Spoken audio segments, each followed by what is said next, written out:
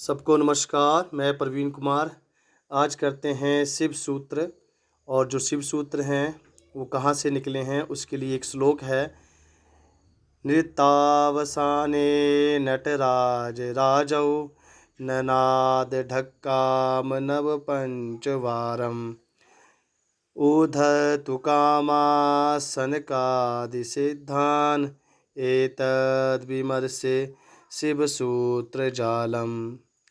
तो दोस्तों ये जो है जो शिव सूत्र जहाँ से निकली उसके लिए ये श्लोक है। तो जो इस श्लोक का अर्थ है वो मैं आपको बताता हूँ कि जो नृत्य के बाद जो नटराज शिव जो हैं उन्होंने क्या किया कि 9 और 5 बार अपने डमरू को बजाया। सनकादि ऋषियों की इच्छाओं की पूर्ति के लिए डमरू को बजाया 14 बार, और वहीं से 14 ध्वनियाँ निकली, उन्हें ही हम कहते हैं 14 सूत्र।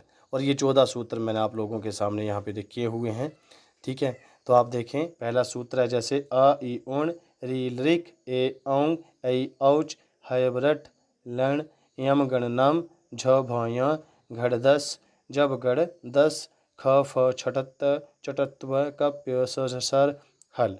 ये आगे वो 14 ध्वनियाँ यानी कि शिव सूत्र, इन्हीं को शिव सूत्र कहते हैं। इन्हीं के आधार पर जो पाणिनि का जो व्याकरण है वो आगे चलता है। ठीक है, अब देखते हैं जो अ से लेके जो च तक यहाँ तक लेंगे तो ये सारे ही वर्ण आ जाएंगे। इनको कहेंगे अच, यानी कि प्रत्याहार बनता है अच, जिसको हम कहते हैं स्वर। यानी कि स्वर जो हमारे संस्कृत या हिंदी की जितने भी स्वर हैं वो सारे इसके अंदर आ जाते हैं।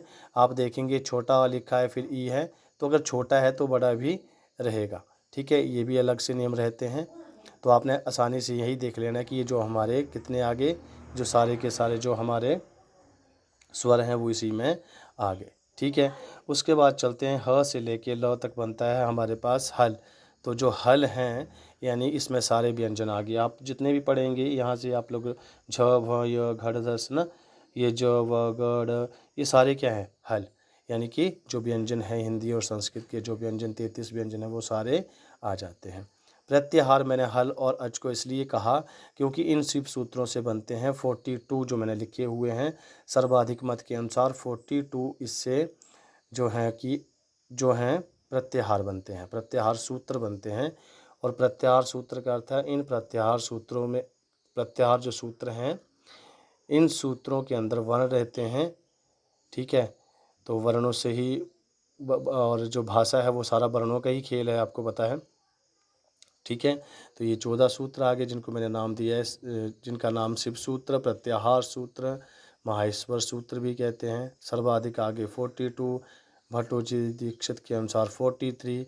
और जो ये जो शुरू के 4 जो सूत्र हैं, ये जो शिव सूत्रों के जो शुरू के 4 हैं यानी कि जो अच बन के आता है उसको कहते हैं हम स्वर। ठीक है, और जो बाकी के रह जाते हैं 10 रह जाते हैं, ठीक है, उनको बोलते हैं हल प्रत्याहार बनता है, उनको कहते हैं हम व्यंजन। मैंने लिख भी दिया है ह से लेकर ह तक हलंत, ह तक और हलंत वर्ण को छोड़ के।